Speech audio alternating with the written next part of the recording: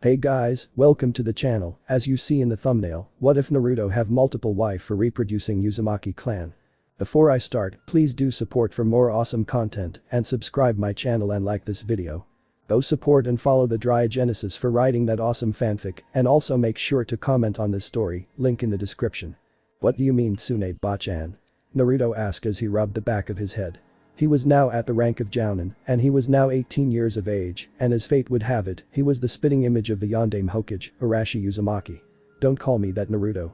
Tsunade angrily retorted and flicked Naruto in the forehead, sending him back far enough that it made the point to stop calling her that.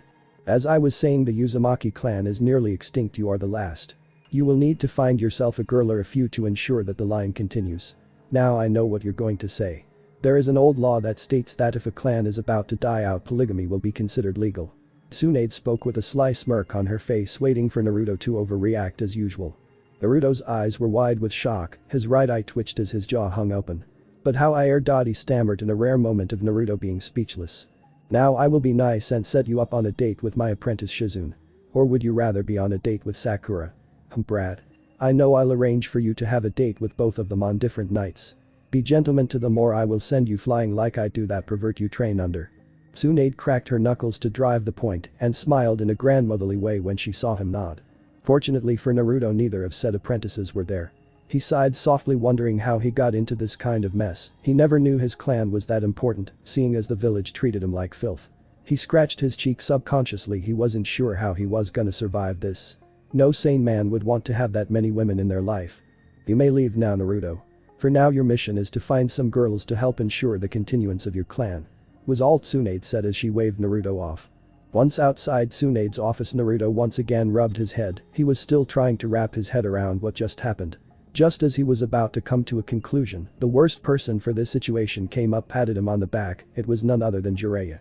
And he was smiling that lecherous smile of his. Ha ha ha ha. Naruto, my boy, you get to live out every man's fantasy. Take this opportunity and marry all the pretty girls you can. Of course, be sure to take a test drive first.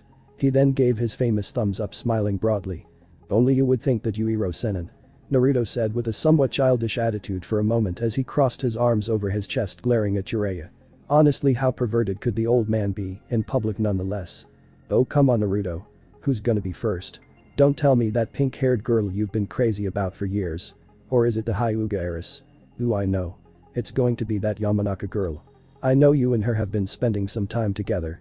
Jiraiya continued to harass his student while getting lecherous thoughts in his head. Just as Jiraiya looked for Naruto, he noticed that something was missing. Naruto. Jiraiya could only smirk while thinking numerous lecherous thoughts. Naruto walked through Konoha muttering about a lecherous hero Senin. He had enough to worry about as it is. Just as if by good favor there was something to distract him and get him to focus on the present. Naruto-kun. There you are. Came a boisterous feminine voice as he was suddenly glumped. He looked back to see it was Ino. She was the only girl he knew of with the guts to glump a ninja. Why were you taking so long to come visit me, Naruto-kun? She said, acting like the spoiled princess she is, going into a fake pout. Bachan was telling me something about how I have to restore my clan. So she says I have to marry numerous women and make sure my clan is revived. Naruto said, oblivious to who he was talking to. Ino just smiled darkly and tightened her arms around his neck. Is that so? Was her response, her eye twitching in anger. There was no way she would be fond of sharing Naruto. It took her long enough to get him to start dating her in the first place, but then again, if she was somehow the favorite, it would be okay too. And breath, Ino-chan, Naruto called out, short on breath from how tight Ino had her arms around his neck. Ino realized she was pretty much strangling Naruto. She loosened her arms and smiled in embarrassment. So where are you taking me to dinner this time? And no, Ichiraku, you eat enough of that stuff as it is. Ino chimed whilst nagging him. Much to the dismay of Naruto and his wallet, he ended up going to a fancy restaurant with Ino, since for obvious reasons he couldn't say no to her. It was fortunate for Naruto too that people stopped seeing the Kyuubi when they saw him. They now saw him as the son of the Yondaime Hokage and as someone who would one day become Hokage. It made Naruto's life easier. Even if he and Ino kept their relationship secret, it just made it easier for them. Especially since Naruto didn't want Sakura and Ino to start arguing like they were prone to. But for the moment Naruto felt like his mission wasn't too important. He had the company of a lovely lady. Even if she was as mouthy as he was, oh that's right, he was having dinner with her and he was thinking about how his life had changed. Naruto, are you listening to me? Ino bellowed out as she hit Naruto over the head. No problem at all. Naruto just gave her his genuine smile, and that seemed to keep her from yelling at him anymore. Of course it just means that his life was going to be getting more interesting from this point on. Of course I am. You were saying something about how you want me to get my own house instead of living with Haku-chan and Zabuza-san. He in all truth had been guessing, after all Ino had been on his case about it for a while now. That's right. Was all she said, while shooting Naruto the very look all men fear. Her dad warned me about that look, Naruto thought as he smiled nervously in fear. He ran his hand through his unruly spiky hair, afraid Ino would hurt him. Now are you absolutely sure? You can't just marry me? She had a very scary look in her eyes. Yes, Bachan's orders. Honest. But, even though I'm not keen on this, I will love you each equally, but you will receive a bit more love than the others. He held his hands up, afraid of being hit, mostly a natural reflex from his former teammate Sakura, hitting him so often. Hopefully this would work to appease the ever-bossy girlfriend. Good. So when are you going to ask me to marry you? Ino smiled, pleased that she made her point that she should get special attention. Naruto on the other hand sighed in relief. He just had to make sure Ino got to be his first wife, if he knew what was good for him. The news didn't take long to circulate amongst the Kunoichi, who knew Naruto well, and needless to say it was enough to pique their interests. And they were trying to force their way into the Hokage's office to see if it was in fact true. Many of them thought that Naruto was completely off the market, since they could see all the signs, considering he was often spending time with Ino. Enough. As if Tsunade, the goddamn Hokage, shouting wasn't enough, she slammed her fist on her desk, almost shoving it through the floor. This was more than enough to get the women to calm down. Yes, it is true, Naruto is being required to rebuild his clan, but that doesn't mean you swarm him like love-starved fangirls. Naruto is like the wind, you can't force him do anything. And you will not intimidate him via a certain Kazukiage. At this a certain Suna Kunoichi muttered. Outside the office Jiraiya was eavesdropping and rubbing his hands together, getting many ideas for his next novel. This was going to result in great novel more than likely. Oh yes, very great. A few hours had passed, and Naruto had escorted Ino home. If it's one thing he learned from his makeshift family over the years, is to be a gentleman. Tsunade after drilled it into his head since she knew Jiraiya would be the worst influence. They stood in front of Ino's home. Ino was practically glowing with happiness. It was a known fact she liked a guy she could control. Thank you for dinner, Naruto-kun. She smiled happily as she wrapped her arms around his neck. I should give you a reward. Just as Ino was about to kiss Naruto, just as they were about to touch, the door of her house swung open and Inoichi rushed out. Aha! I caught you two red-handed. I knew you were dating. Inoichi shouted in a very protective manner as he pointed at Ino and Naruto. Ino's face was simply red, with a mixture of anger and embarrassment. She couldn't believe her father and his overprotectiveness. Naruto simple sighed softly when he saw Ino's eye twitch just before a vein popped out of her forehead. Ooh. Dad. You are such a moment killer. And we know you know because we saw you following us. Naruto could only pray for a miracle in this situation, watching his girlfriend argue with her father. Excuse me, he hoped he could get a word in edgewise. This time it never worked when Ino argued with Sakura. And in unison Ino and Inoichi bellowed angrily, which caused Naruto shrink back a little. What is it? Naruto only sighed and took a breath. He then decided on a distraction tactic. He pointed to the roof of Ino's house and shouted loudly, Iro Senin. And when the two looked to see, he grabbed Ino and led her off before Inoichi knew what happened. Wait a sec, I don't see Jiraiya-sama. Inoichi turned only to notice Naruto and Ino were missing. His eye twitched as he only had a deadpan expression on his face. Naruto. You better bring my daughter back this instant. Inoichi shook his fist, being ever the protective parent. Of course, nearby a famous copy ninja looked up from his book for a moment, smiling under his mask, recognizing that as the sound of Naruto up to something. Naruto-kun, why did you drag me off like that? Before Ino could complain anymore, she found herself being kissed by Naruto. She could only blush for the moment, not really expecting that to happen. Fortunately for Naruto, it shut her up for a moment. He then slipped a ring onto one of her fingers and gave her his famous grin. Not exactly the way I wanted to do this, but oh, will you marry me? Naruto half expected her to say something over the top and act hyperactive. It surprised him to see her looking tear-eyed as she wrapped her arms around him, hugging him tightly. Of course I will. Why wouldn't I? Someone needs to be at your side given what Hokage-sama wants of you. Ino said with her special cocky smirk. Her confidence is what Naruto loved about her, that and the fact she never hit him over the head for small stuff. Now let's go inform my dad of the news before he gets any angrier. Ino then pulled Naruto off to her house. Once back at the front of Ino's house, Ino was smiling brightly. That's what Dad, Ino began. 5 minutes later, it could be sworn that everyone in the village heard Inoichi yell in shock as he shouted one word only. What? Naruto just stared blankly as he looked at his future father-in-law, was petrified with shock. Ino muttered and rubbed her temples in disbelief of her father's reaction. You would think he never expected me to get engaged. Ino sighed and shot the look at Naruto, causing him to petrify immediately. Temari paced around the room she was staying in, her fists clenched tight. She had to formulate the best way to gain Naruto's affection without involving Gaara, who was in fact Naruto's best friend. She didn't have to involve Gaara, she just needed a good way to get Naruto alone. Now it was no secret she had given up on Shikamaru long ago when she learned he was both a coward and a lazy ass. Coward because he was deathly afraid of Gaara, and everyone knew he just wanted to lie around staring at clouds. Naruto Uzumaki, the last eligible bachelor of Konohagakure. I will find a way to get you to fall for me. Now I just need an idea. She walked to the window and looked out and saw her salvation, Ichiraku Ramen. A sly smirk tugged at the corners of the Desert Rose's mouth. That was the answer, she had seen how Naruto inhaled the stuff. They did say the easiest way to a man's heart is through the stomach. Naruto Uzumaki, your affection shall be mine once I buy you lunch. A.N. I know it's short here, but when you see her next in this chapter, it shall be more involved. Elsewhere, a certain weapons mistress was contemplating her best method for gaining the affection of Naruto. She had known him for a great while, she knew he was an orphan just like her. She also knew she was more fortunate than him, she remembered when the orphanage threw him out like he was some kind of animal. All because of something you couldn't control, Naruto-kun. She had found that she was growing fonder of Naruto over the years since he consoled her when Neji flat out rejected her. She also realized that she had fallen in love with Naruto, but before she could tell him the chance was gone. She wouldn't interfere with Naruto's happiness, but now was her chance. But this would require a good idea of how to impress Naruto. I must show Naruto how much I care for him. She had a fierce look of determination in her eyes as she uttered that sentence. And she began to formulate her plans for the next day in showing Naruto that she cares. The springtime of youth. Tenten. We will help you achieve this wish. Tenten turned slower, her eye twitching as she saw her former sensei and former teammate posing in her living room.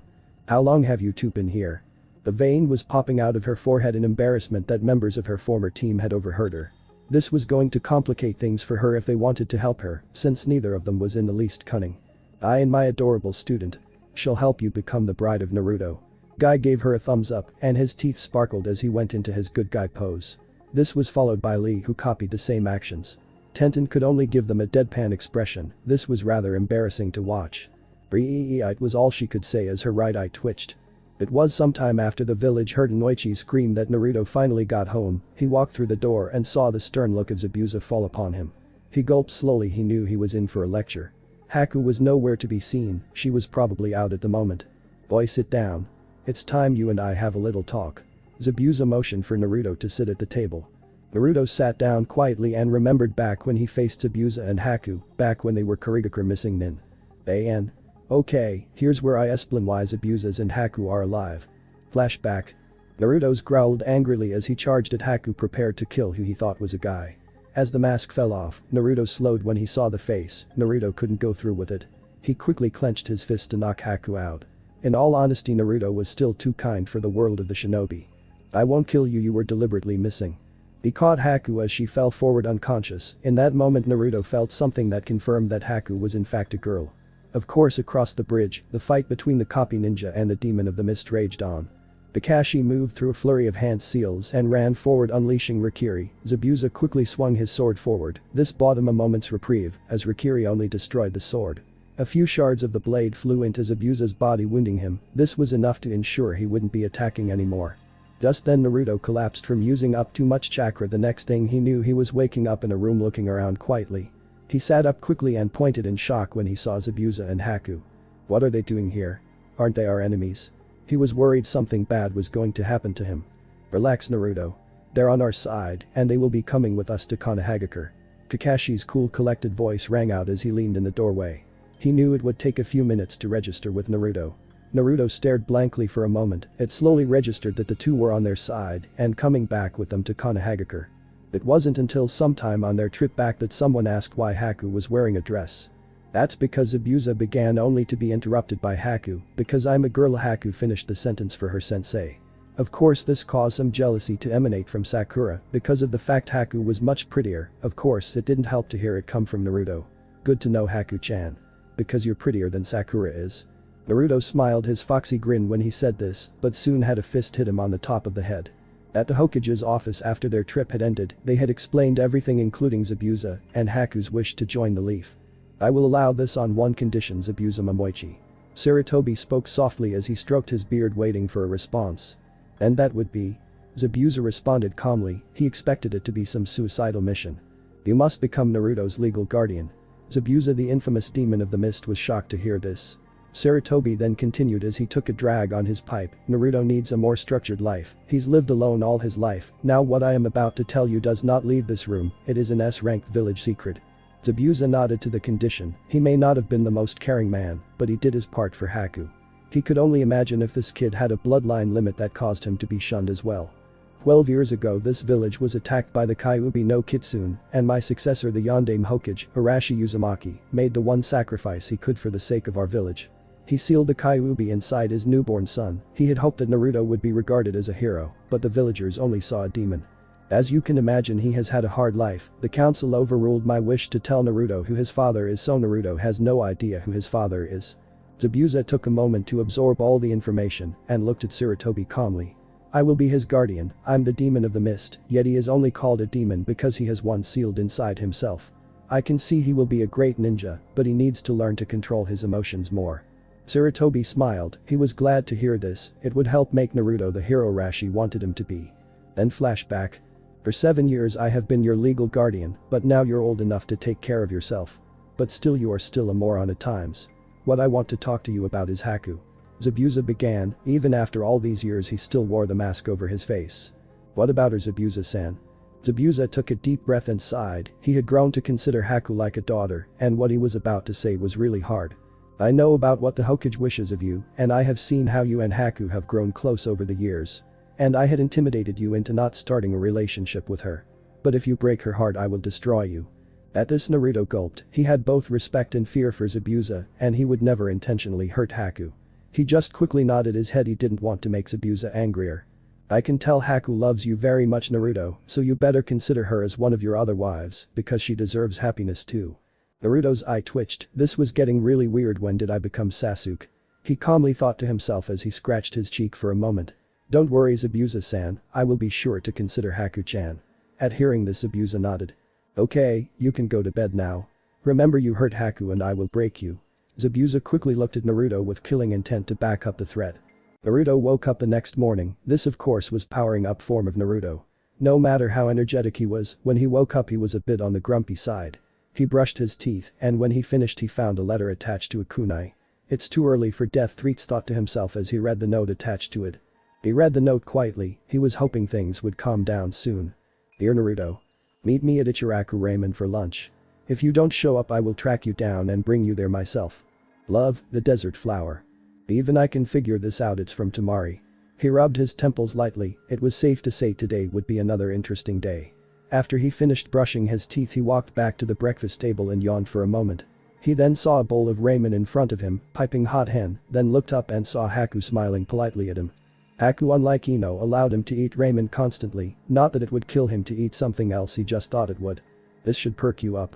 Naruto just muttered a thanks and began to eat quietly. He was pondering how he would survive this mission.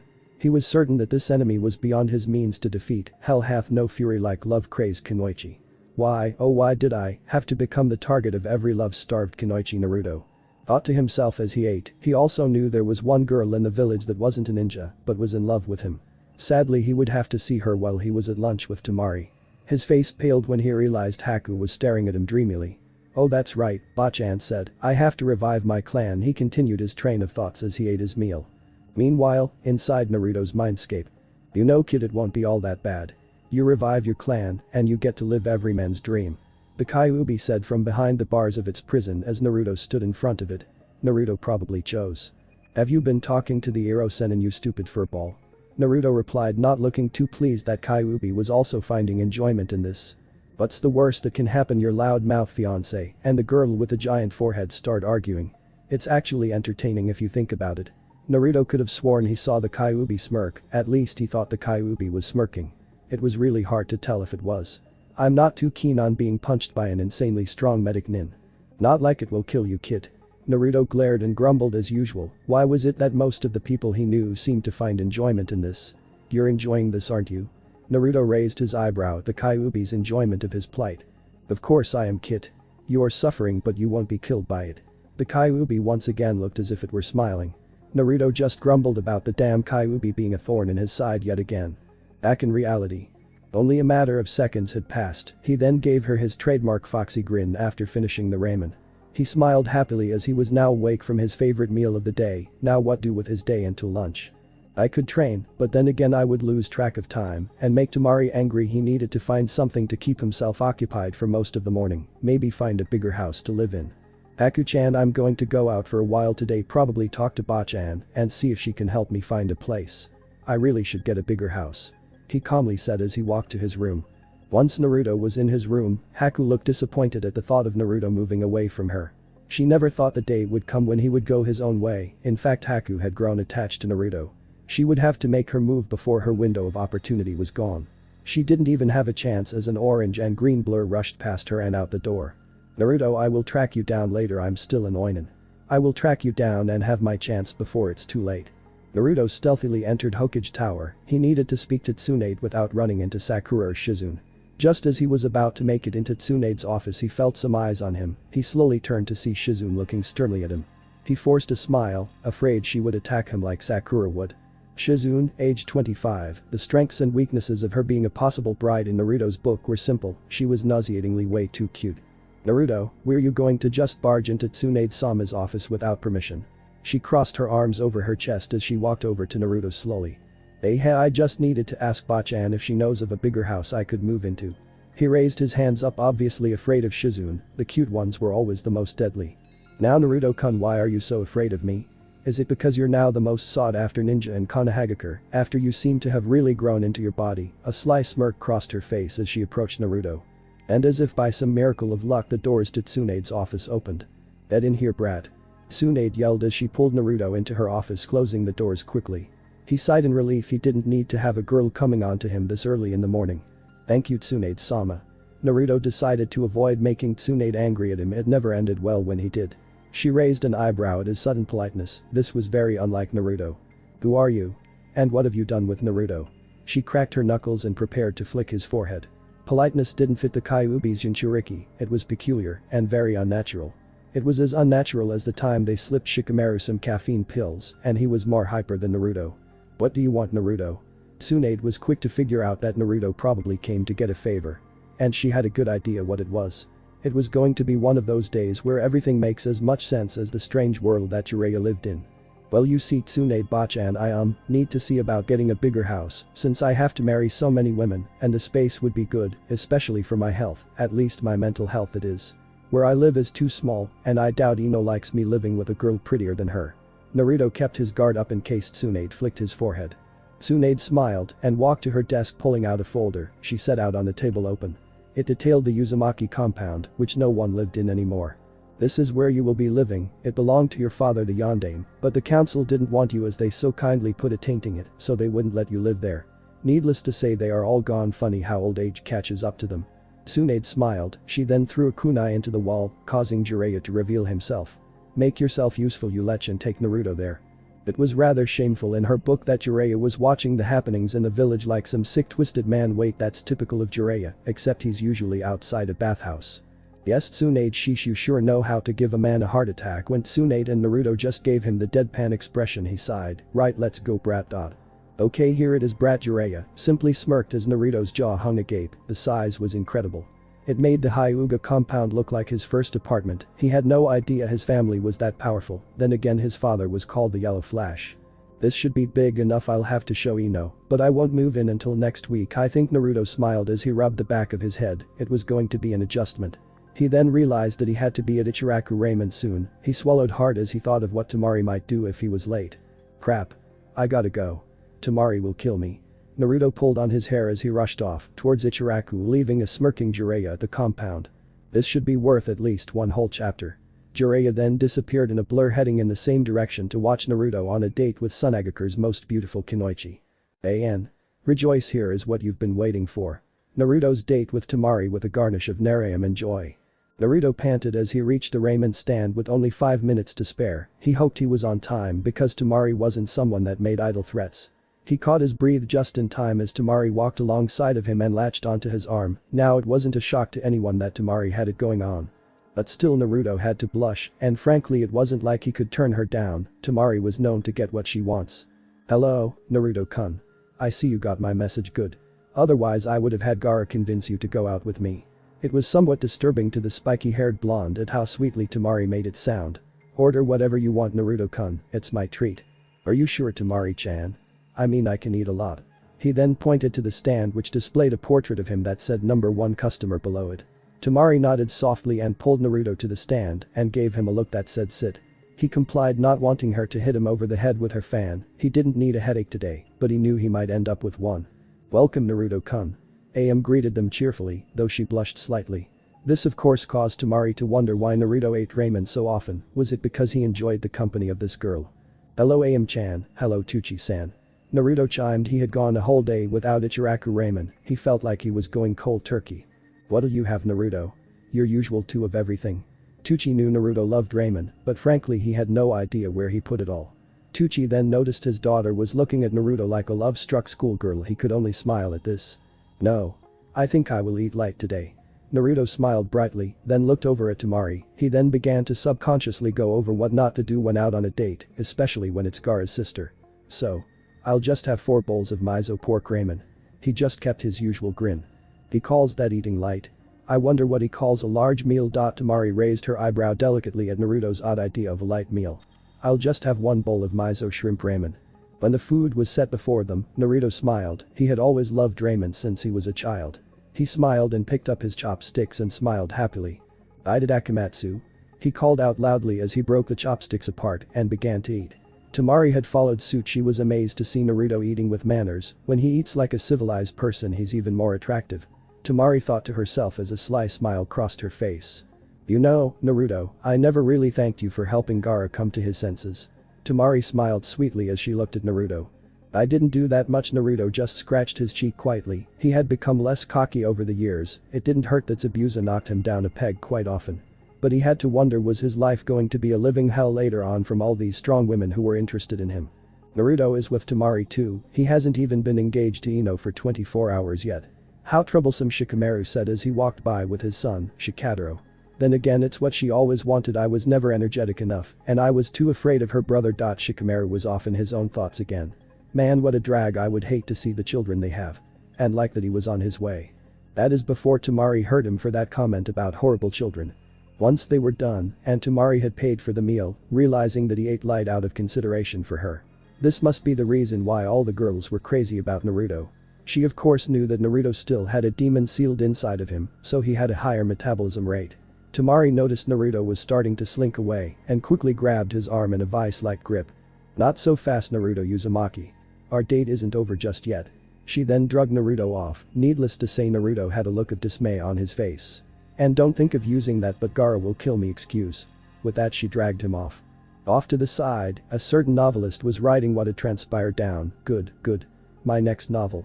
Icha Engagement shall be a bestseller." He smiled broadly and jumped off, keeping a safe distance. Yes, it was true, the Iro Senin had decided to go in a new direction. Romance novels. He had heard women like that sort of thing. Hours later, Naruto found himself sitting with Temari on top of the Hokage monument. Though at first he was reluctant, he was enjoying this. He saw Temari wasn't so horrible, just a tad bossy. Then again, most of the women he knew were bossy.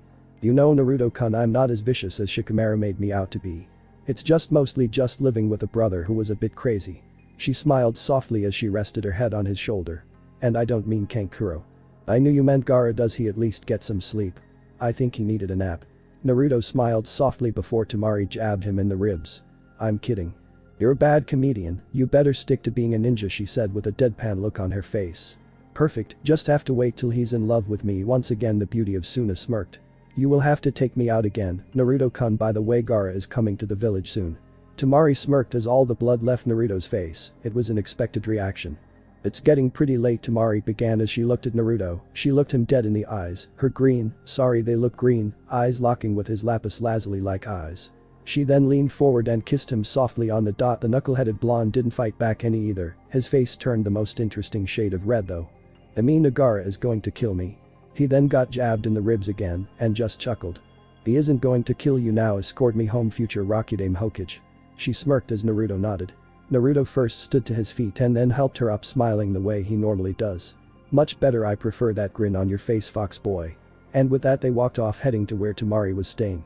After dropping Tamari off at the apartment she was staying in, he walked home. He caught a glimpse of Rock Lee and Guy Sensei acting like they always do. Like they were on an acid trip or needed to down the dosage on their psychiatric medications. Either way, it was very unusual, yet normal behavior for them. Naruto walked through the door of his home. He had one hope, that his day wasn't going to get any crazier. Sadly, no dice. He walked in to see Hiashi and Hinata Hyuga in his living room. What kind of insanity is going on here? Naruto, I've been meaning to speak with you. Hiashi's cold voice rang out, and like most Hyuga, he acted like he had the scroll of forbidden jutsu shoved up his rear. Naruto mumbled and sat down across from the Hyugas. This was just going to be fun. Yes, what is it?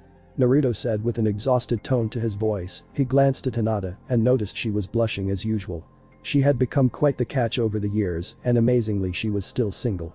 I have a proposition that will benefit your clan, before the birth of you, or Hinata even. I and your father Arashi made an arrangement. And that was for his firstborn son to wed my firstborn daughter. It should also serve to make the Uzumaki clan stronger, so in 2 weeks you shall wed Hinata. It was impossible to see if this was joke or if he was really serious. IIGG get to marry Naruto-kun. The Hyuga heiress managed to stutter out before blushing bright red and fainting onto the floor. Hiashi's eye twitched. This was quite embarrassing. She still does that, huh? Naruto asked as he looked at an unconscious yet smiling happily Hinata. I'm afraid so. I hope she gets over it. We don't need to have that happen at the ceremony. Hiashi's eye was still twitching in disbelief. Should we wake her up? So she knows she didn't just dream it? Naruto asked as he helped pick Hinata up off the floor. We probably should. Hiashi sighed and pulled out a bottle of smelling salts to bring his unusual daughter back to consciousness. Fusan. I had a really wonderful dream that you said I was going to marry Naruto-kun. She fidgeted quietly as she said that. She then looked around and saw Naruto. It wasn't a DTR dream.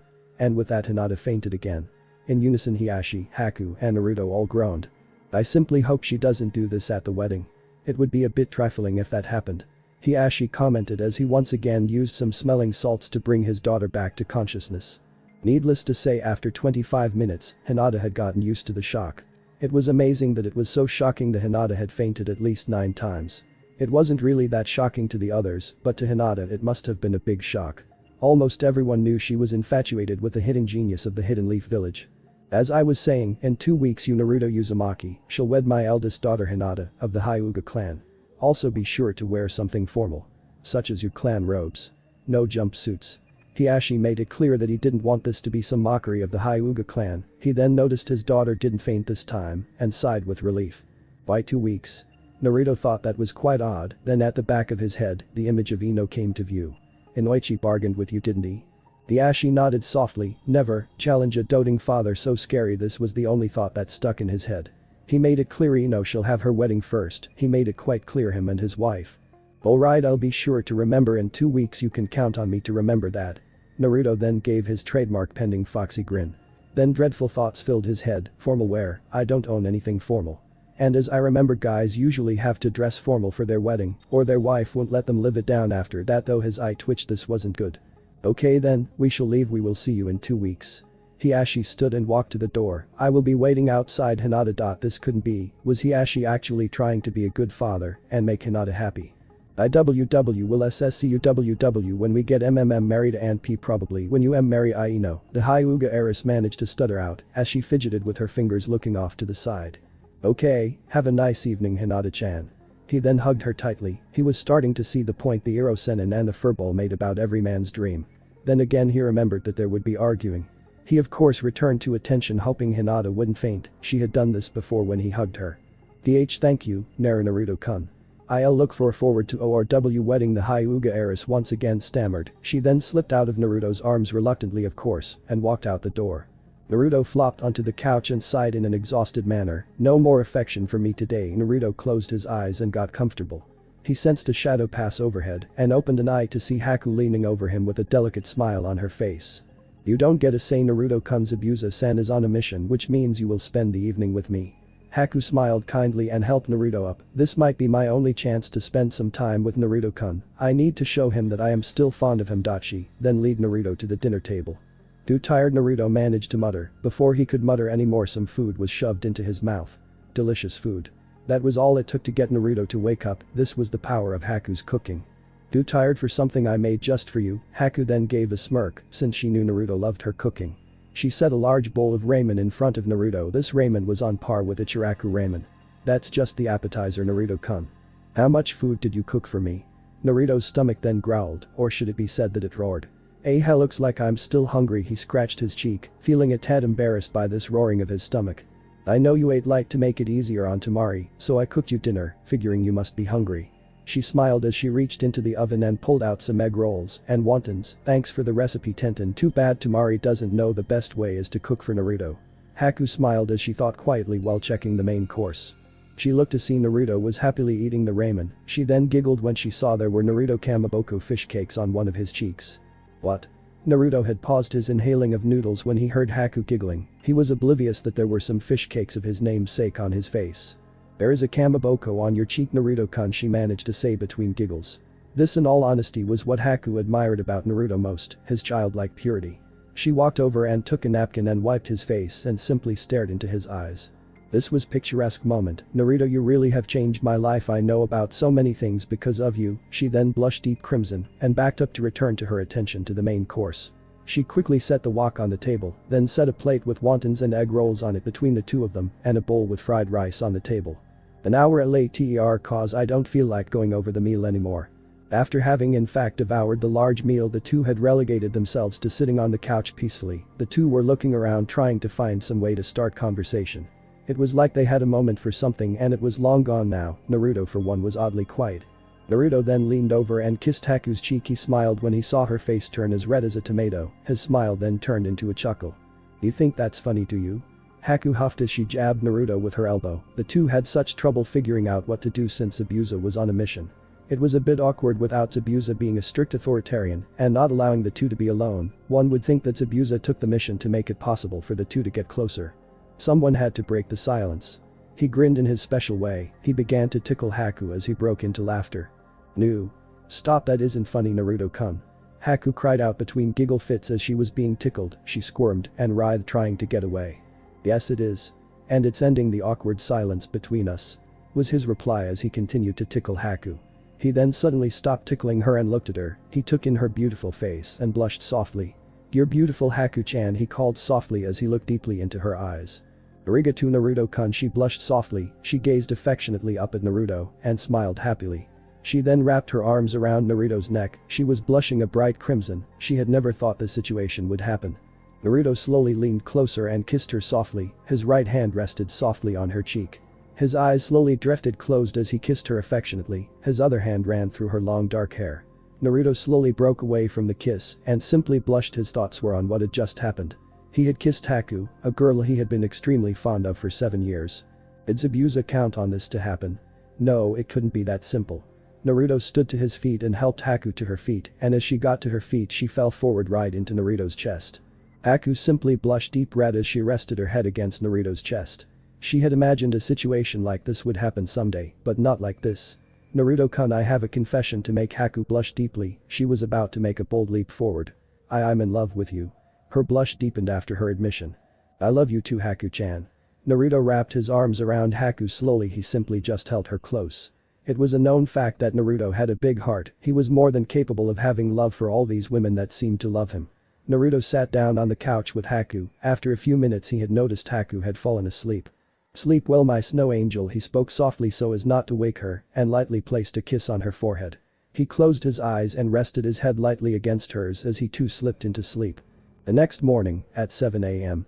there was a pounding at the door of the home. Naruto of course was a sound sleeper, so he didn't hear anything. Haku on the other hand did and woke from her serene slumber and walked to the door. She opened it up just a crack. She then opened the door when she saw it was Ino. Good morning, Ino, I trust you are here to see Naruto. MMHMM. Since my parents are planning the wedding we need to get Naruto some formal clothes and get invitations sent out. So we need to get started today. Ino smiled cheerfully. Many people had often compared the two noisy blondes as being perfect for each other just based on their similar personalities. Only difference, Ino liked to eat healthier than her fiancé Naruto. Naruto is sleeping, but I know how to wake him up. Haku smiled sweetly as she went to the kitchen and heated up the broth for her ramen from the night before. She then returned with a bowl of ramen and waited as Naruto slowly woke up. Figures he would wake up from the smell of that stuff. Ino had an exasperated look on her face as she watched Naruto wake up and begin eating the bowl of ramen. Once he was done, Ino took the bowl, handed it over to Haku, and dragged Naruto out of the apartment by the collar of his jumpsuit. Naruto quickly used Kage Bunshin no Jutsu to create one clone which ran over and kissed Haku on the cheek and hugged her tightly. Once Haku smiled happily, it disappeared into a poof of smoke. He was more than thankful that he learned that technique since it was going to come in handy from the point on. 5 minutes later at the Yamanaka's.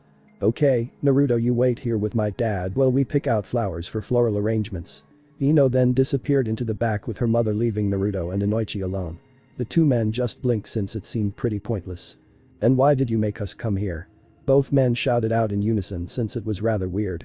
"Hey Naruto, I know you're good with Kage Bunshin no Jutsu," Inoichi began as he looked at his future son-in-law. "And?" Naruto replied as he looked at Inoichi with caution, since he knew they would end up getting in trouble if Ino or her mother found out what they were up to. "Could you create a few clones and get us some food and coffee? It's 7 in the morning, we need breakfast." Inoichi wasn't joking either as he and Naruto both yawned loudly. Naruto could only grin before creating 3 clones which then stealthily ran out the door.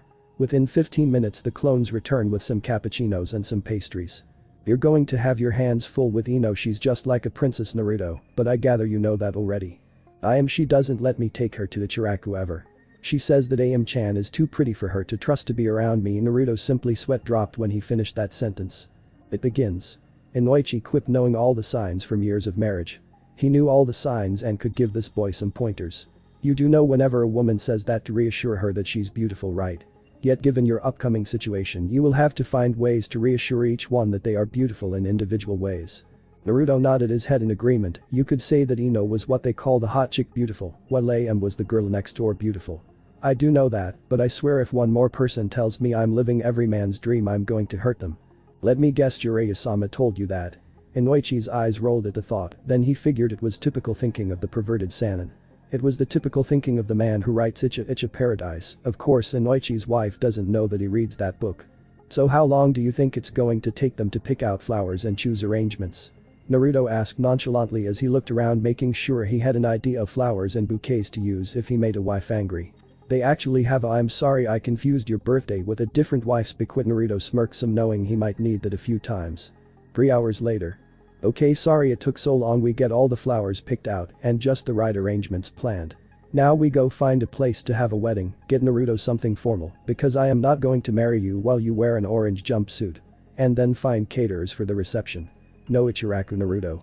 Ino and her mother then dragged Naruto and Inoichi out of shop, making sure the door was locked as they left to find a place for the wedding to be held. 3 in the afternoon. "Tsunade-sama, we're here because you knew Naruto's father and may know a thing or two about the Uzumaki clan, and we can't find Jiraiya-sama." Ino started as she kept a tight hold on Naruto's arm. It had been a trying day. They finally found a place to have the wedding. They were now on the task of finding Naruto something formal to wear.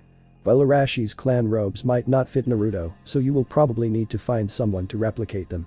Now let's see. Tsunade pulled out a kunai and threw it at the wall, causing Jiraiya to reveal himself.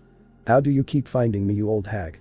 Jiraiya shook his fist in anger, mostly since the kunai hit the wall uncomfortable close to his groin. "Let's go and make yourself useful and make Naruto some formal clothes with his clan seal on the back. Call me an old hag again and I will aim higher next time." Tsunade prepared another kunai as she watched Jiraiya cautiously. Fine sheesh, come on brat." Jiraiya shouted as he dragged Naruto out of the office. This left Ino alone with Tsunade, Shizune, and Sakura. "Ino pig, you know I will make sure Naruto-kun marries me too." Sakura didn't miss a beat at trying to stir up trouble with her rival. "I didn't know my fiancé liked girls with giant foreheads." Ino retorted as she stood to her feet and the two eternal rivals glared at each other. Their animosity for one another seemed to materialize as if while they were glaring, it seemed as if lightning struck. "I saw him first, piggy." Sakura responded as she cracked her knuckles. The two were about to throw down right there and right now. "While you are fighting, I'm going to go see Naruto-kun," Shizune calmly and cheerfully said as she walked past the two. She had a sly smirk across her face as she was headed for the door. "Oh no you don't." The two grabbed hold of Shizune's shoulders and dragged her back. Tsunade's eye twitched as the 3 girls began to bicker right in front of her. She growled angrily and slammed her fist down on her desk, much harder than before. This sent the desk flying down to the floor below. The desk landed on top of Guy's head and split in half. "Amazing. Guy-sensei. Your head is so well trained that nothing can harm you if it hits you on the head. I must also train to have as hard of a head as you. Rock Lee was quick to say as he looked at Guy with admiration. This is my Kekkei Genkai. Lee. Head of iron. Guy then went into his good guy pose, his teeth sparkling as he posed. Is that so, Guy? I thought it was just that your skull is really thick. Besides, you don't have a Kekkei Genkai, Kakashi quipped as he looked up from his book. This caused Guy's eye to twitch. Why must you be so hip, Kakashi? Guy thought as he became quite frazzled from Kakashi's sarcasm. The four women upstairs could only twitch in shock that Guy's head was so thick that nothing could hurt him if it hit him on the head. It was just so odd and unusual. After the shock was over, the three women were about to start arguing. Don't start again. Tsunade warned them as she cracked her knuckles. There were veins appearing in her forehead. Stop fighting over Naruto. Honestly, don't you girls think Naruto is well capable of loving all of you? He is after all someone that wants to be Hokage, and the Hokage must show care for the entire village, as if they were his or her family. The three women nodded, never having seen the angry side of Tsunade. She regarded Naruto as a son, maybe even a grandson, that is if she wanted to admit she was in fact old. And she wasn't about to admit that. She felt like she was in her 30s, and thanks to a genjutsu she looked it. Now sit down and we can get to the subject at hand, planning the wedding. Elsewhere. Naruto stood in the local tailor shop. Jiraiya had managed to put Naruto into a replica of his own clothing. Naruto simply had a few blood veins popping out of his forehead. He was definitely not amused by this. Are you out of your mind, Iro-senin? Ino will kill me. Naruto shouted loudly right into Jiraiya's ear, his eye twitching. Jiraiya stood and glared at Naruto. I'm doing you a favor. You should have clothes like this. It causes people to misjudge you. Jiraiya quickly replied as he continued to glare at his student. I'm getting married, I'm not performing kabuki. Fine sheesh. Still take this as a present. You are after all my best student. Well living. And one day you too shall have a student. Hopefully just as annoying as you were. You know, I think I aged 50 years because of you. Jiraiya complained with his arms crossed over his chest. An hour later. This is much better. It's comfortable, won't make Ino shout at me, and on top of that it's orange and black. Naruto was pleased with the new clan robe, or in the case of what he would be using it for formal wear. There it is, the spitting image of Arashi. Except for the whisker marks. But what do you expect? My number one student is getting married. I'm just so proud of you. And you're marrying one heck of a beauty. Jiraiya was quick to give a dual thumbs up in approval. Naruto could only grin. He didn't care about correcting the Iro-senin. You know I have to throw you a bachelor party now, boy. Jiraiya shouted quite loudly, not caring who heard, getting lecherous thoughts in his head. No strippers. Naruto didn't have the same lecherous thoughts that his sensei had. This of course caused Jiraiya to pout. Not even one stripper. Jiraiya tried to bargain with his moral student. He of course knew he was going to lose this argument. Not even one. I don't think I really need to worry about seeing naked women. Naruto quipped. He knew quite well at his current rate he was going to be seeing more nudity than most married men in the coming weeks. At the Hokage Tower. Let's just assume some of the Jounin have clearance to marry people. Tsunade-sama, we just need to find someone to perform the ceremony, Ino began as she tapped her chin and thought of who they could have perform the ceremony. Would you do it, Hokage-sama? No, that might not be such a good idea. I'm kind of unreliable in this, considering I was once married to that lech Jiraiya. It might be bad luck for you too. Tsunade was by no chance joking about Jiraiya. It would explain why she hated him so much. Just then Kakashi had appeared in the room under a poof of smoke. Yo. His typical entrance was to be expected. No, you can't be the person who gives the ceremony. You're always late. Sakura quipped quickly. She may not have been exactly the best friend of Ino, especially when a guy was involved. Kakashi walked out of the office in defeat. Next to walk in was Guy. Next. Was quickly yelled, and Guy walked right out while sulking. We may have to have Jiraiya be the head of ceremonies, Shizune calmly commented. At hearing this, Tsunade of course paled, thinking about the ceremony that Lech would give. I'll do it. Tsunade quickly called out. She would do anything to make sure this wedding wouldn't be a complete mockery. Later at Naruto's apartment.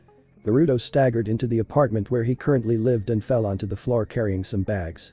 Home sweet home. He climbed back to his feet and went right to his room with the bags of new clothes. As soon as he walked into his room, he dropped the bags in shock. His day just got a whole lot more hectic. His eyes simply twitched, not once, but thrice. Standing in his room was the one person he hadn't expected to run into this day. Hey Tart, I was getting tired of waiting for you to get here. The person called out, full of anger. Hey Aya, the most foul-mouthed ninja Naruto knew. She may be part of the leaf now, but still she has no sense of watching her mouth. Not to mention no tact. Why me? Why today? Why couldn't she wait till later to track me down? Was the only thought that crossed the number one surprising ninja's mind. You know, asshole, I'm really pissed off you haven't asked me out on a date yet. And don't give me that you're getting married bullshit. You can still date other girls. She quickly started to chew the blonde out and blonde sighed since he just wanted to get some sleep. Fine, let's go for drinks 2 nights from tomorrow. Naruto wasn't sure about dinner since Taiya's mouth would get them kicked out of the restaurants. Bars didn't seem to mind as much, and Naruto was technically not under legal age to drink since in Konoha it started at age 16, the unofficial law was as soon as you could sit at the bar. Okay, see you there, shithead. She then pushed past him after punching him in the arm, not in a playful manner, but in a Taiya manner, meaning hard. She likes to hurt the ones she loves, they say. Once he was sure she was out of the apartment, he flopped onto his bed and groaned. My life is going to be hell, hopefully the sweet wives will counterbalance the bossy ones, and with that he sighed in discontent and snuggled into his bed. Naruto had finally gotten himself a good night of rest, as would be indicated by the fact it was now 10 in the morning, and he was hanging off the side of his bed. He then fell over the edge and hit the floor with a thud, muttering one word, ouch. He then crawled back up into his bed and stared at the ceiling for a moment.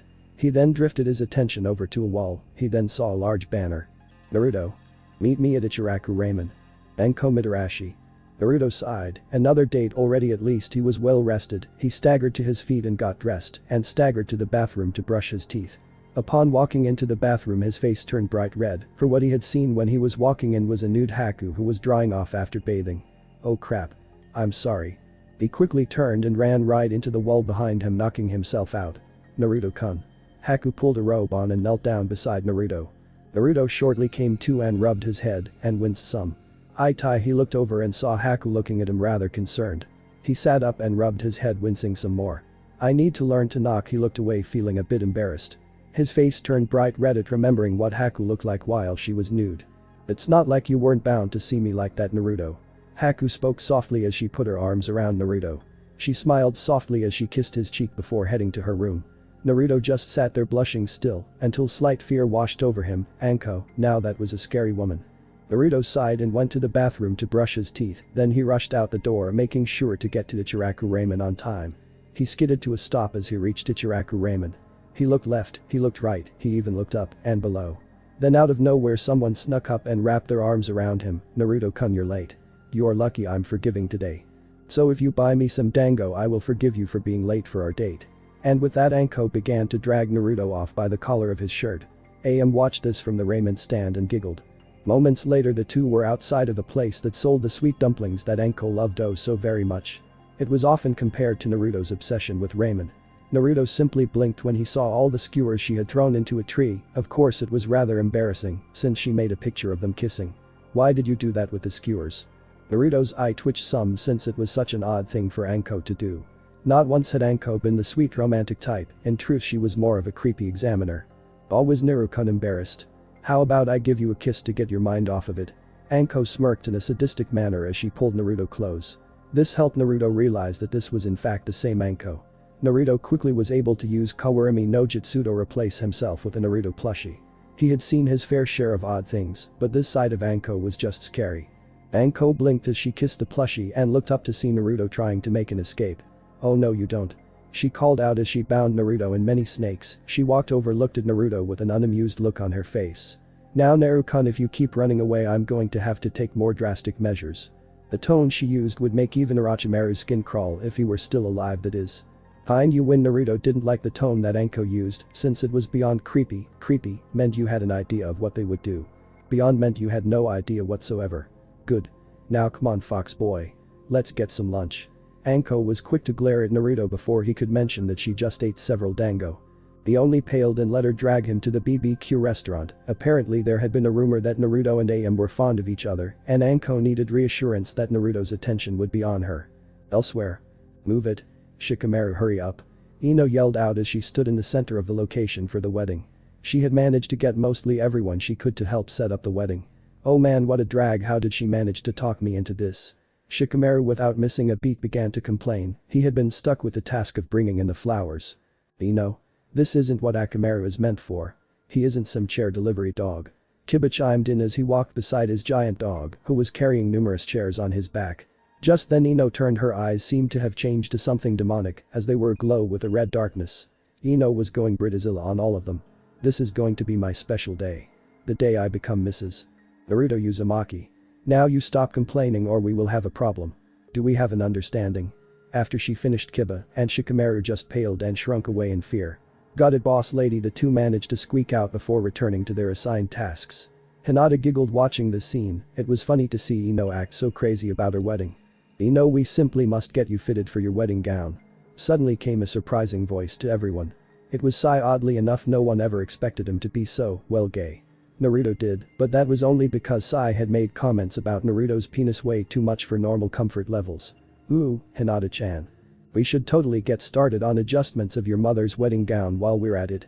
And when Ino, Hinata, and Sai, the best dressmaker in Konoha, had left the decoration crew side, just before shuddering at the creepiness of Sai.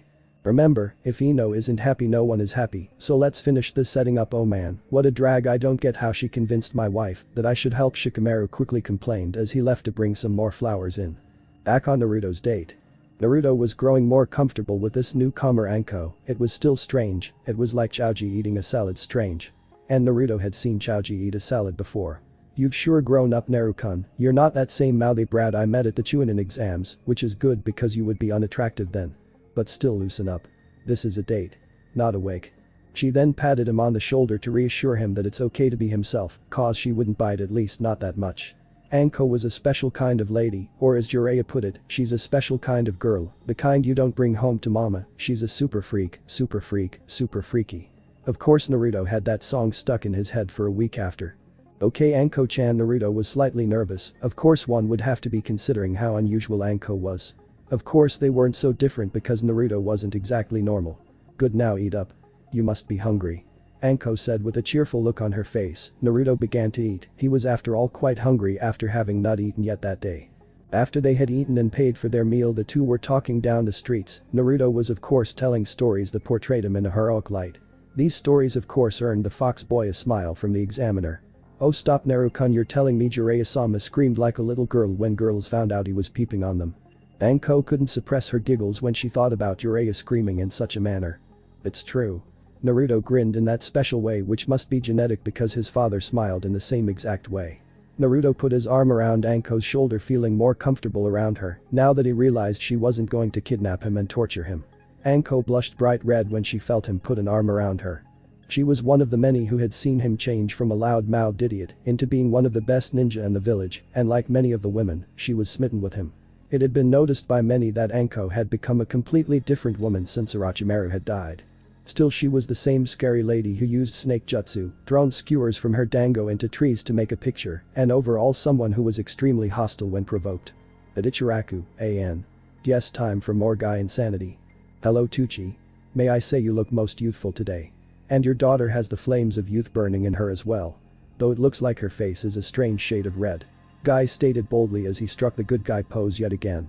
"That's because my daughter is lovesick," Tucci replied as worked on making sure the broth for ramen was just right.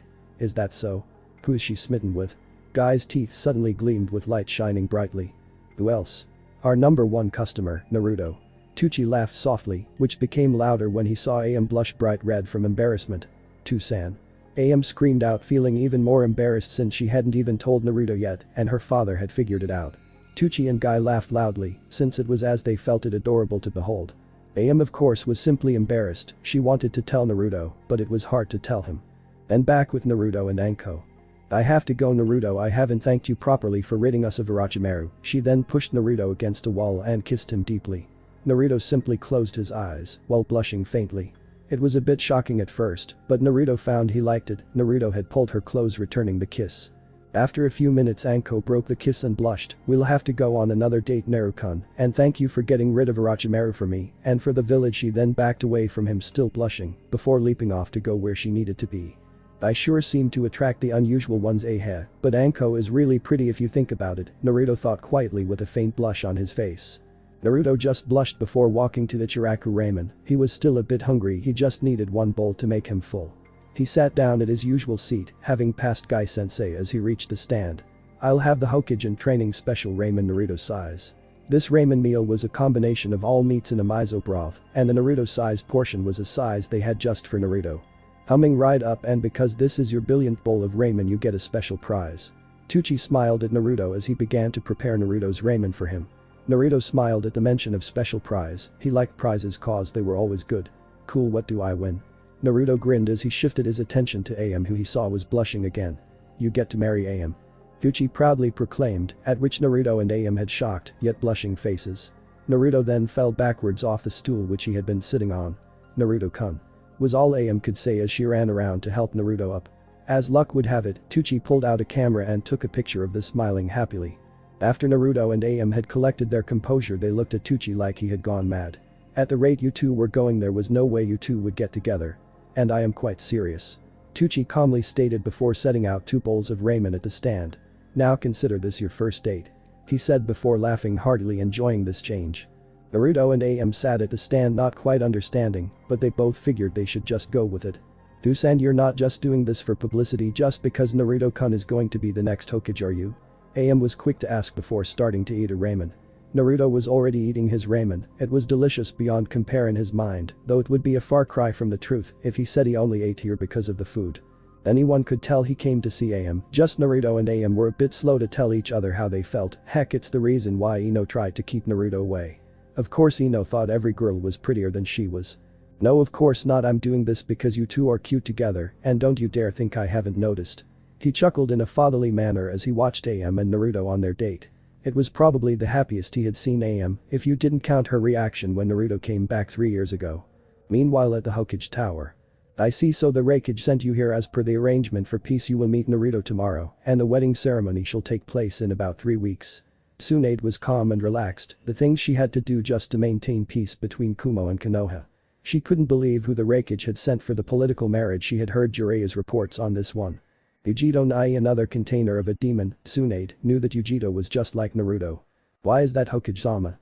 Shouldn't the political marriage take precedence?" Yujito was quick to ask, feeling she was being delayed by some plot. "True, but Naruto has 2 weddings already, one to Ino Yamanaka, another to the Hyuga heiress, so had we known you would be arriving today, we would have arranged for such." Tsunade was being as honest as she could. She knew that the Raikage had sent this girl here to assassinate Naruto. Send a demon to kill a demon, but neither were demons, just containers. "Fine, where will I be staying then?" the female container asked with the most calmness she could muster.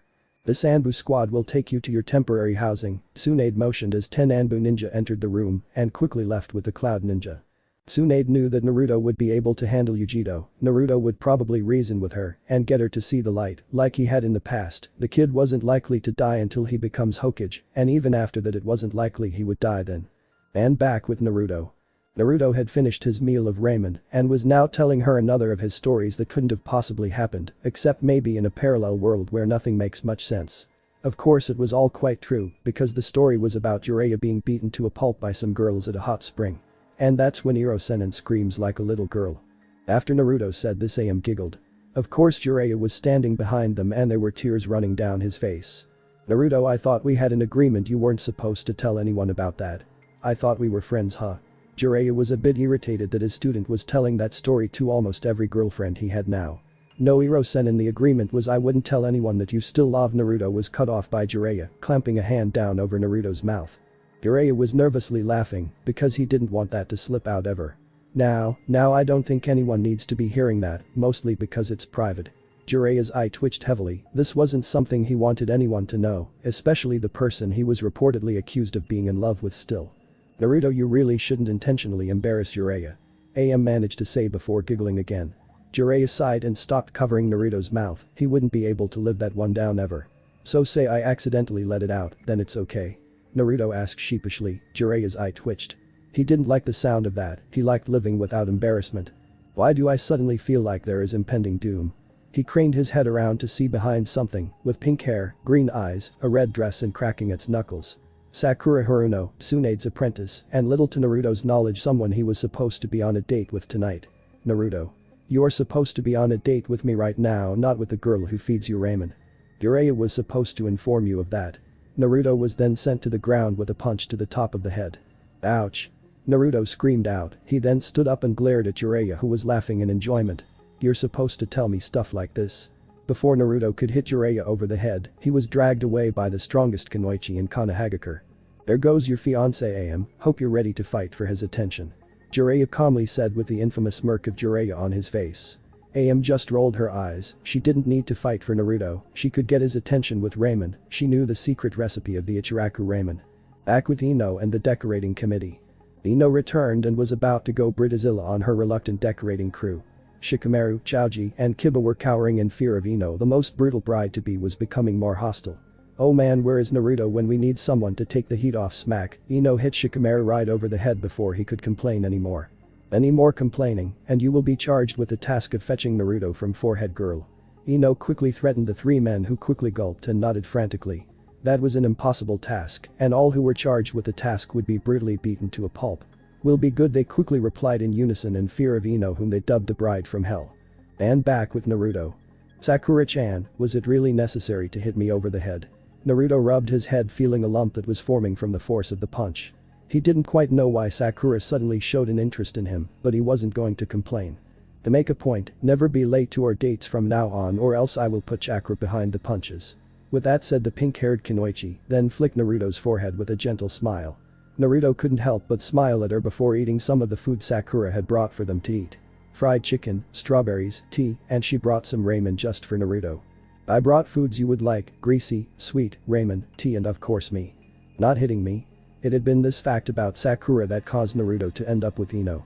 Simply put, Ino didn't try to knock his teeth down his throat for an honest mistake. It was easier to get results by yelling at him and forcing him to go shopping with her. Yes, as long as you conduct yourself like an adult. She calmly threatened. Naruto just nodded his head, since he didn't quite like the idea of being hit again. Okay, then let's eat. Shortly after they had started eating, the impossible happened. Naruto was full. Never had this been recorded, he always had room for more, but he ate most of the food by himself. But the unimportance of food had given them time to talk finally. A thing they hadn't done since they were younger. Somehow in the 3 years they simply just grew apart, and Ino become more dominant in Naruto's life. Naruto, did you know Jiraiya-sama and Tsunade-sama were married? Sakura looked to Naruto, who she was latched to.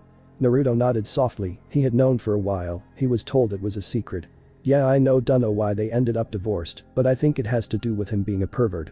Naruto chimed in quietly. He then looked to Sakura quietly, as he remembered exactly why he had a crush on her when he was younger. You know, I always found your forehead to be one of your best defined features. It's what makes you, you. Naruto smiled softly and kissed her on the forehead. Sakura blushed in a way that her cheeks for the moment matched her hair, and then things started clicking. She realized back when they had just become a teen, it was really Naruto disguised as Sasuke saying those sweet things to her. This caused her to blush even more. Naruto, why is it you ended up with Ino, pig? You just quit showing interest in me one day. Why? Sakura asked calmly as she regained her composure. She never quite understood why her biggest fan just completely gave up on her. Too many mixed signals, and you always hit me, and Ino never did anything like that.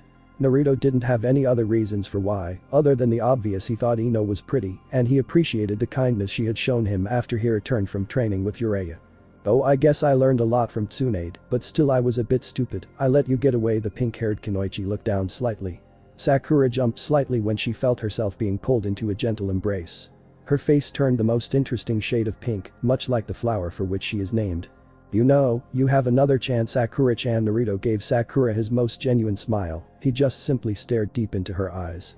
Sakura blushed again when her gaze met his. In that moment she began to understand how Hinata felt when she was around Naruto. Sakura nodded and rested her head on Naruto's shoulder. She relaxed slowly and just nestled close to him.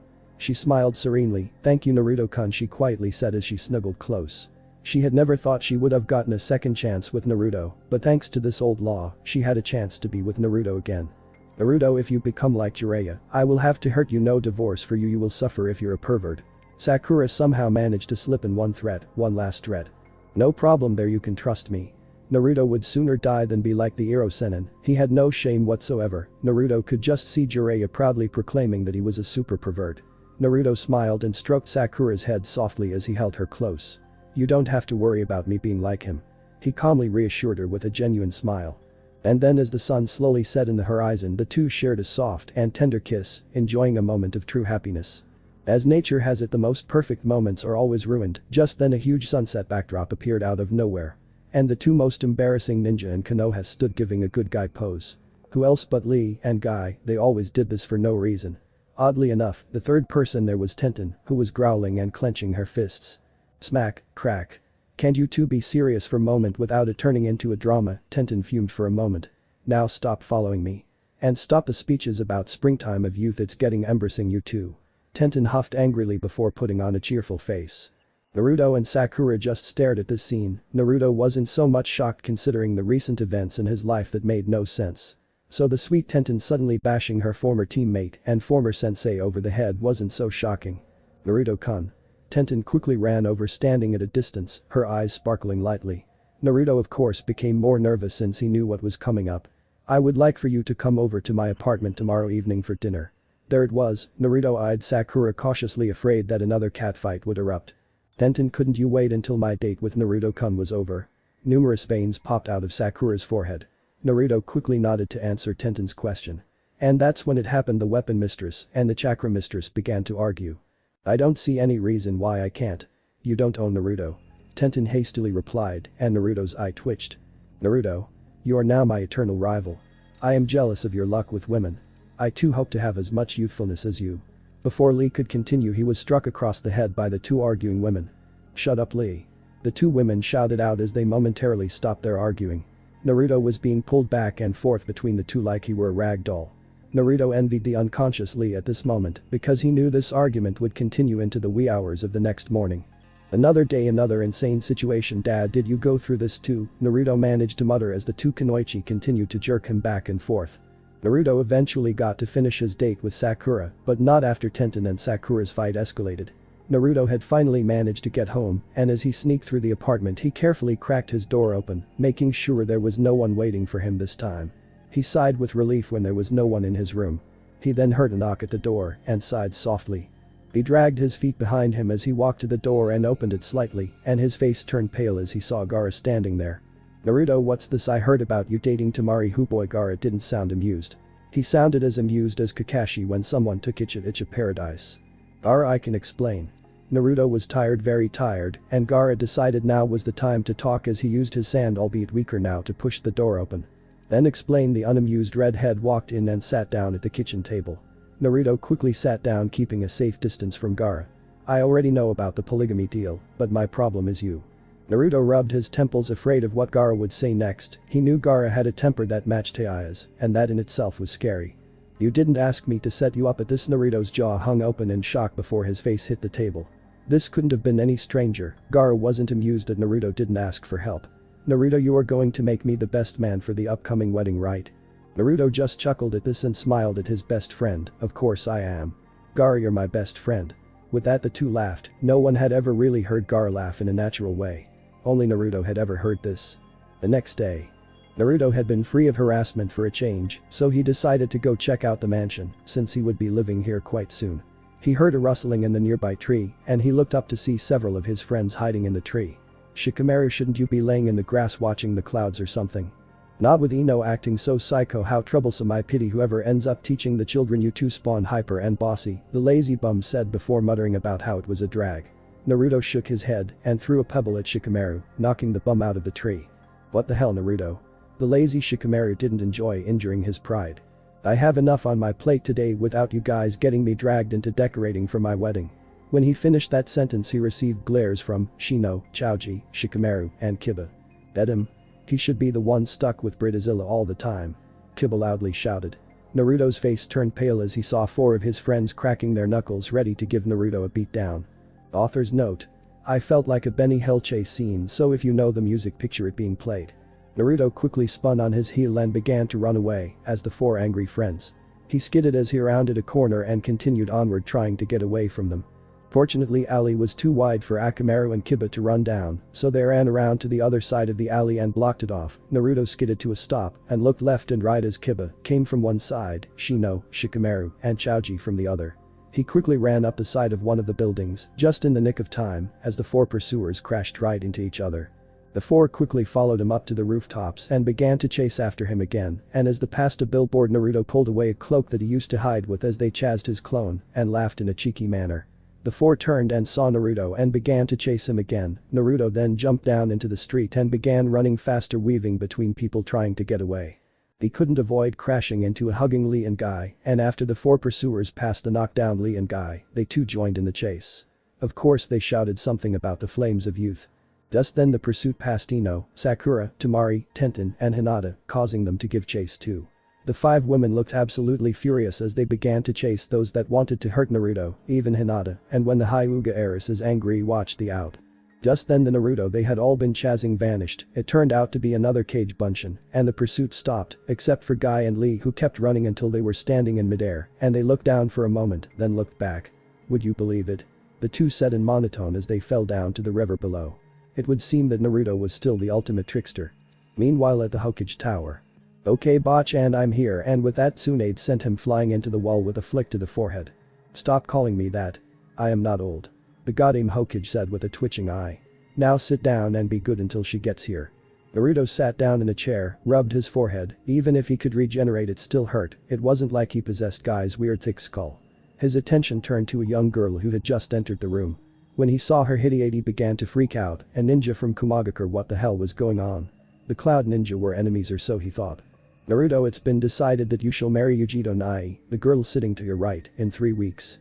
This is simply a political marriage to ensure a ninja war doesn't happen between the two villages. The goddess knew that this would be a chaotic situation, she could tell by the way the two were looking at each other, they didn't really trust the other. This is the fearsome Uzumaki. He's no older than I am. The girl coldly and arrogantly made her point as she glared at Naruto. Well, excuse me, I didn't know you were expecting some stoic, possibly closet case. You have to look underneath the underneath. Naruto grinned at her and didn't even stop when she glared at him. Naruto. Show Yujito around the village for a while, help her get situated in her new home. Tsunade prepared to flick his forehead again if he tried to argue his way out of it. Hi Hokage-sama. Naruto felt a chill run down his back when he was being polite to the old hag. But he didn't need another flick to the forehead. He stood up and walked to the door slowly. I'm ready whenever you are. Alright Uzumaki, but my safety is in your hands. Don't screw up. The girl coldly said as she walked out the door. Naruto quickly followed her, he didn't trust her very much, he felt like she would try to kill him while he slept. Sometime later. Okay, so I showed you the clothing store, the grocery store, the training grounds, the hospital, weapons store, and now the pinnacle of the village, Ichiraku Ramen. Naruto was glad the tour of the village was finally over. And what are those two? The blonde Kunoichi asked as she pointed at Konoha's strong yet most embarrassing ninja in another hug fest. My advice is try to ignore them when they do stuff like that, it's painful to watch. He gave a somewhat sarcastic look as he looked away from them. Just then Lee ran up to Yujito and went into the good guy pose. You are a vision of beauty. Will you be my girlfriend? The disturbingly energetic Taijutsu expert proclaimed. At this Yujito just blinked looking at the buggy-eyed Jonin. He was unusual, very, very unusual. Sorry, I'm engaged. She grabbed hold of Naruto's arm and pulled him close to her. This would be the only way to get the creepy, bug-eyed, and overly energetic ninja away from her. I see. That is why you are my eternal rival Naruto. Your fires of youth burn more brightly than mine. I must try to be as youthful as you. With that the annoying Lee ran off and began to run laps around the village. Naruto and Yujito simply watched with horror. I hope that weirdo will leave me alone now, Yujito didn't want to admit, but her skin crawled at the fact a guy with giant eyebrows was hitting on her. Maybe marrying this apparent dolt named Naruto wasn't so bad. Elsewhere. The Sunday. Watch as we present Britazilla vs everyone. Diba, get the podium in place, Shino stop playing with beetles and help set up the chairs, Sakura stop daydreaming about Naruto and do something helpful. And Gaara, or you just keep on doing whatever it is you're doing. Ino was once again ordering everyone around as she continued to be in Britazilla mode. Ino, calm down, you're starting to sound like a certain redhead, only you're not cussing yet. A dark-haired girl calmly said as she tried to mediate some peace in the clearing turned wedding hall. And I don't think that's such a good idea. 1 Ino is always this bossy, and 2 Taiya is right behind you. Now your life wasn't saved by Naruto just so Taiya could kill you 7 years later. Chaoji quietly said before being struck over the head with a folding chair by Ino. Who are you calling bossy? Ino was on the rampage, fortunately Sakura snuck up and administered some sedative. This fortunately gave them a sigh of relief when Ino sat down in a chair, acted calmer. Okay, we have 2 hours before Britazilla returns. Get the chairs set up, get the decorations put in place, and for the love of the will of fire. Get them set up according to her plan. The pink-haired Kunoichi gave out the orders, then her attention shifted to Tenten sneaking away. Where do you think you are going? I have to get started cooking dinner for Naruto. Tenten then vanished leaving a swirl of leaves.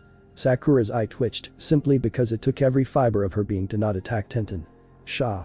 Who the hell does she think she is? It's bad enough I have to share Naruto with Ino Pig and the most timid girl in the village, but now Tenten, if I had my way Naruto would be mine and mine alone. The inner Sakura was on a rampage, Sakura was still twitching with anger. And back with Naruto and Yujito. I guess I can stomach being married to you, it would seem you aren't as moronic as I had pegged you for. The blonde girl didn't seem to hold any punches. Despite the fact he acts like an idiot, he seems to be very warm, something I never felt in Kumagakure. No, I have to keep focused on the mission. The Raikage wants Konoha's Uzumaki dead. Her thoughts were troubled and conflicted. She would have to kill Naruto, but she didn't see why. From all she could see, he was just a warm, compassionate man. Well, he practices polygamy, that's a bit weird, but other than that he's a nice guy. She would have to worry about the complications later. She could simply not go through with it, she was after all outside the Raikage's sphere of influence.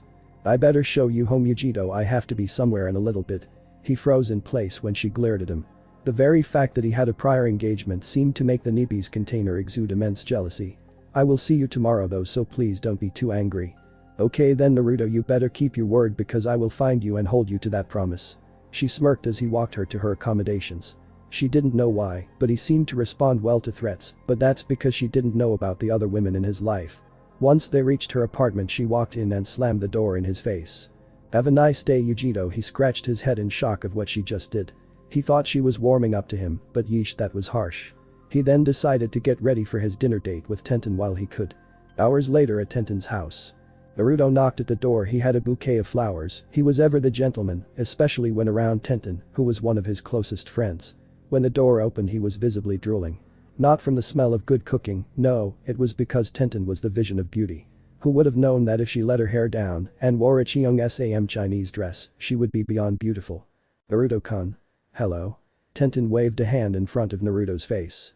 She never knew this would happen. Sorry about that, Ten-chan. He smiled a tad, embarrassed of his drooling.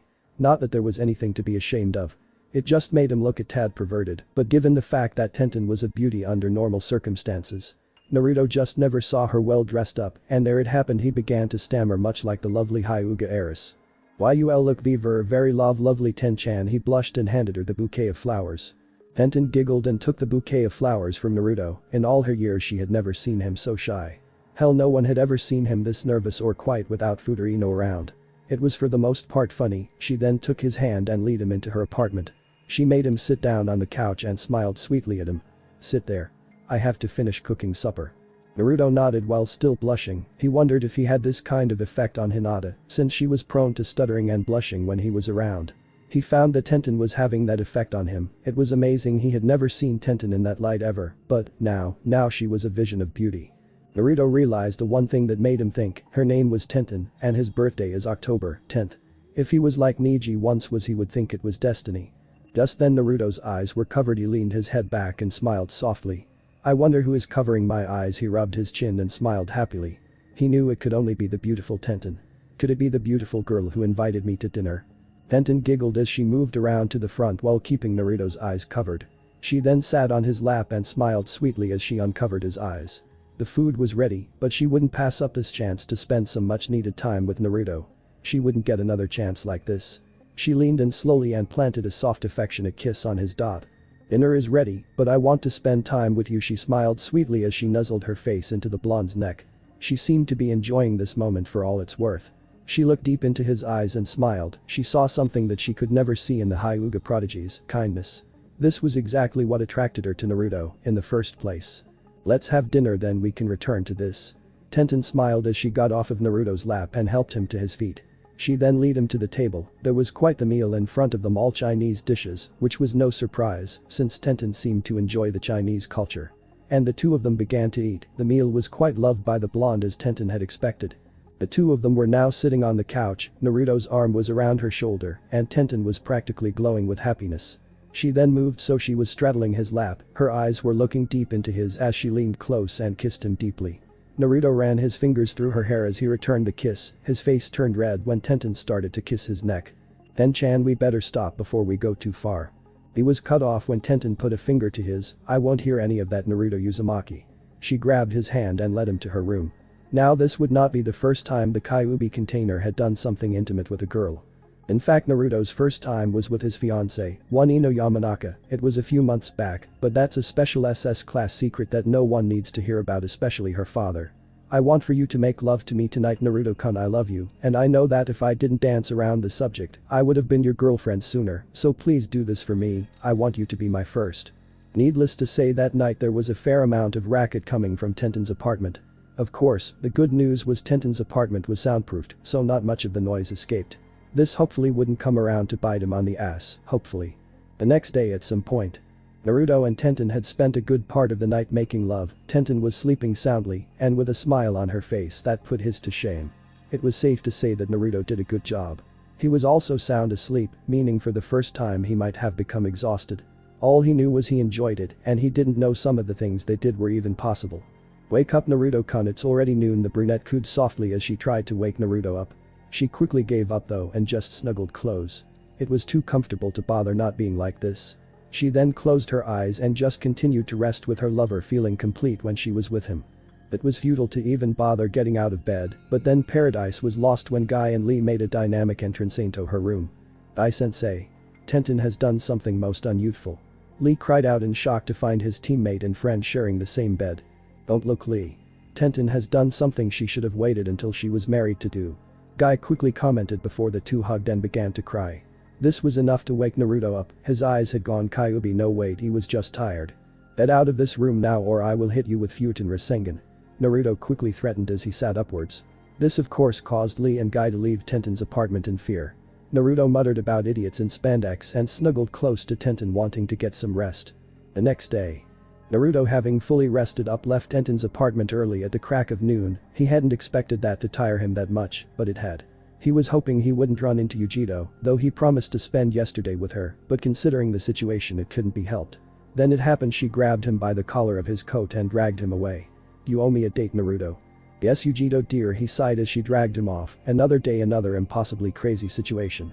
Speaking of which, he had promised Aiya he would meet her for drinks tonight. He better get something for the hangover then. "This place looks good." She pointed to the sign, and Naruto saw it was the sushi restaurant, not exactly his cup of tea. But if it would make her chill out then so be it. Once in the restaurant, Naruto looked at the menu for a while and just decided to go with whatever looked best. "I saw the freaks running out of your girlfriend's house screaming about unyouthful things, so I knew you were there. I could have dragged you there, but I well, the container of the Nekomata blushed deep red. She simply didn't feel ready to see him naked. "But if you stand me up ever again I will hurt you. You promised to take me to dinner yesterday after all." "Hi, I know Yujito-chan, but I was really tired. I won't stand you up ever again." He was simply afraid that she would hurt him next time he did it. "Wait, did I just call her Yujito-chan? I hardly know her." He saw her face become a deeper shade of red. He then blushed softly. He wondered what it was about her that reminded him of a cat. There was the fact she had slanted eyes and a love of fish. "You sure like sushi, Yujito-chan. Like you have room to talk, Naruto-kun. I heard you inhale ramen like it's going out of style." She quipped with a smirk, then she realized she called him Naruto-kun. She had no clue why, but she was finding herself growing fond of this boy who looked like he was a fox. What she didn't know was she had more in common with him than that. Sometime later, after she had tried every kind of sushi. "Thank you for a wonderful day, Naruto-kun." She then kissed him on the cheek and walked off. Naruto just stood there staring in disbelief of what had just happened. The girl he just met had started to warm up to him. He checked his watch then and saw it was time to get to the bar for drinks with Aiya. And he simply groaned some. He wondered how the redhead acted when she was drunk. Maybe he would be lucky and she would be a happy drunk. It after all did wonders for Tsunade. She seemed a lot friendlier when she was drunk, as long as you don't call her Bachan. At the bar. "Naruto. About time you got here, numbnuts." That wasn't as bad as the usual insult she used. He saw the empty bottle of something on the bar and could only guess. He sat down next to her and asked for a bottle of tequila. "Don't ask, I just like tequila." "The whatever," Naruto cheerfully said and downed some of the strong alcohol, and he coughed slightly. "Man, that shit burns. I knew I could corrupt you sooner or later." Aiya's language was slurred slightly due to her inebriated state. Several rounds and toasts later, the duo slinked out of the bar, hanging off of each other. Naruto was less intoxicated than the redhead. Aiya giggled like a schoolgirl as she looked at Naruto. "Can you keep a secret?" "I guess I can try. Watch your secret." Naruto stumbled some as he walked Aiya home. He was starting to feel the alcohol, though slightly his metabolism worked a bit faster. "I'm in love with a guy named Naruto, but when I's around him I just end up cushing at him and scarish him," she smiled in her drunken state. She then looked at Naruto and realized it was him and giggled again. "Oops, guess I told him. Haha." Aiya's apartment the next morning. Needless to say, they finally reached her apartment, but the two were so drunk they threw all sense of restraint to the wind and ended up having that night. But now it was morning, and nothing like that reaction to knowing you did that with someone you didn't expect. The neighbors sure knew what was going on since the girl pretty much advertised it. "Where am I?" Naruto muttered quietly as he looked around the room. He then saw a female figure lying on top of him. He blushed, yet became ghostly pale at the same time. Not exactly how he wanted that evening to go. He had no plans of waking up in bed with Taya the next morning. He just hoped he didn't do anything stupid. The redhead looked up and saw Naruto under her, and she turned red, both in anger and embarrassment. She looked around for her flute to hit him over the head, but she couldn't find it. Just then she shouted 3 words and 3 words alone. "What? The?" These of course were punctuated with 1 word said in unison. Ouch, the hangover was there, and it would seem even hangovers affected Jinchurikis. Naruto sighed and held his head. This was going to be a very strange day since tomorrow he was getting married. Hopefully nothing bad would stick with him today, cause this was a bad situation for him. Very bad. No one wanted to wake up next to Taya after a night of heavy drinking. Why did I suggest drinks? Man, I screwed up big this time, and Kyuubi if you say it. I will have the Ero Sennin apply the 5-element seal. Naruto sat up slowly, almost fell out of bed, but decided to lie back down. Why did he suddenly have to have such good luck with women? Naruto and Taya were looking away from each other. They were in shock of what had happened. Naruto was holding his head from the last rampaging cussing and threatening Taya had just gone through. Please not so loud, Taya-chan. It really isn't necessary to shout that much. Well, you're the one who ate up and got us so drunk. Look what happened, we ended up ing. Taya began to curse Naruto out again. She seemed to enjoy making Naruto suffer. It wasn't entirely his fault anyways, partly it was her fault that she cussed so much, and a bar would be the only place she could cuss. Well, if you would clean your language up, I would have taken you to dinner. Naruto retorted as he looked over at the redhead and glared. She was always seemed to argue with Naruto, but it was her strange way of showing that she loved him. She didn't fight with anyone else, just Naruto. He seemed to be special. Aya sat up and looked at Naruto, giving him a strange look. It wasn't her normal pissed off expression. It was almost a lustful look. She then grabbed him by the back of the head and kissed him passionately. Naruto went wide-eyed by this action, since he hadn't been expecting that. Apparently Taya liked conflict. She broke the kiss for a moment and looked at him, smiling in a seductive manner. I've been waiting for you to talk back to me. I can clean my language up if I wanted, but I was waiting to see you have what it takes to talk back to me. Taya said as she reached down under the covers and grabbed hold of Naruto's balls and smirked. You sure have the balls to talk back to me. That's good, cause the size matches your balsiness. Lemony goodness warning. You have been warned. Naruto turned bright red in the face. This was getting freaky. He had no idea Taya was one of those girls who liked conflict. He apparently thought the girl was just vulgar and foul-mouthed. He never thought she could talk decently. His embarrassment deepened as he found himself becoming erect from her rubbing his balls. He hadn't expected that to happen. Oh, so you are as turned on by this as I am, she lustfully said as she moved her hand to his hardening erection. She placed her delicate fingers around the shaft and began to pump it lightly. She smirked as she looked at him, become shocked by her actions. It would seem she was a bit impulsive. She then removed her hand, sitting up slowly as she looked at him with a grin on her face. I don't remember last night, so how about we see if it was worth it? So Naruto-kun me. Naruto shrugged. It would seem he really had no choice in the matter. He reached his hands upward and cupped her breasts lightly. Sure, she didn't have big breasts like Hinata, but they were just the right size. He squeezed Taya's right breast lightly as he laid her down on the bed. He leaned down and extended his tongue and ran it up the redhead's neck and grinned when he saw her become flush with excitement. His right hand drifted downward and rested on the redhead's thigh, and he caressed it lightly as he kissed her neck softly. Taya let out a low pitch from the stimulation she was receiving. Naruto spread Taya's legs open and rubbed the head of his member against her wet entrance. He eased himself into her slowly. He smiled when he heard her out. Taya wrapped her arms around Naruto's neck as she nuzzled her face into his neck. That's when Naruto began to roll his hips forwarding his length into her. She threw her head back and let out a high pitch. She then lifted her head up and kissed him lustfully. As she parted the kiss, the sucked lightly on his lower lip. It was amazing that this tender act was all it took to get her to shut up some.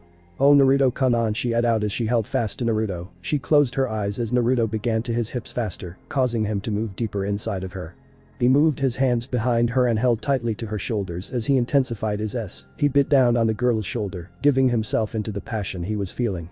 Taya was on the verge of screaming like a banshee. She was pressing herself against Naruto. She then screamed out loudly in passion as an earth-shattering orgasm washed over her. She ed vulgarly as Naruto sped up the movement of his hips as he was on the verge of coming.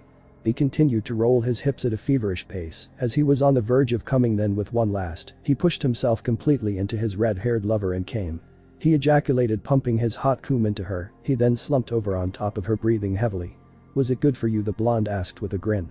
Lemony goodness has ended. All prudish people can continue reading now. He rolled over and stared at the ceiling for a moment before closing his eyes. He was startled somewhat when the redhead snuggled up against him, he then knew he wasn't hallucinating when the girl punched him in the arm. "I had no idea you were packing, shithead. And if I end up pregnant you will marry me." She quickly threatened the blonde before kissing him softly. Naruto grinned sheepishly, only because he didn't like the tone she was using, it sounded more like a blackmail threat than a do the right thing tone. Naruto sighed knowing this was another complication in his life, as if things couldn't get more insane, Naruto knew they probably would. After Naruto had recovered, Naruto headed out the front door of Teiya's apartment, he was whistling calmly, he had no fear whatsoever. Of course it was around noon now, which meant he could go get lunch. He was walking along, his whistling had turned into humming when an unexpected occurrence popped up. The Hyuga heiress, normally shy and timid, grabbed hold of Naruto's arm.